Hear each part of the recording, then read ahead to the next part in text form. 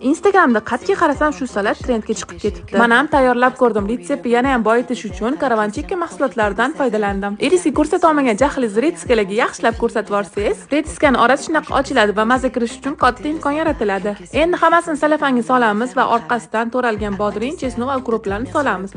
Tuz, shakar, pripravalar solib, 5-6 tomchi uksus tomchilaridan tomizib olamiz. Salafanning ichiga bitta uflasanglar shunaqa zo'r bo'lib ishib chiqadi va yaxshilab aralashtirib olamiz. Endi podachasini tomosha qilinglar. Iceberg karomlarni shunaqa yoyib olamiz, ustidan ozgina tuz sepamiz, keyin qovurilgan salyonka va ustidan tayyor bo'lgan salatimizni yoyib olamiz. Eng oxirida karavanchikka mahsulotlarini qovurib, chiroyli qilib podacha qilib olamiz. Trendga chiqqan salatimiz tayyor. Buni yeganingizda ham ishtahingiz ochiladi, ham qorningiz to'yadi. Mazalari ham ichiga kirgan bo'lib, shunaqa zo'r mazza beradi. Sizlar ham albatta tayyorlab ko'ringlar. Agar sizlarga uydan chiqmagan holda halol, sertifikatli tovuq go'shtidan tayyorlangan mahsulotlar kerak bo'lsa, karavanchikni bota orqali zakaz qilsangiz bo'ladi va bota orqali siz 10 mingga uyingizga dostavka qildirsangiz ham bo'ladi. Qanaqa buyurtma berishni videoda ko'rsatib o'tdim. Albatta siz ham buyurtma berib, shu salatdan tayyorlab uyingizlarni xursand qiling. Albatta menga like bosib, obuna bo'lish esingizdan chiqmasin.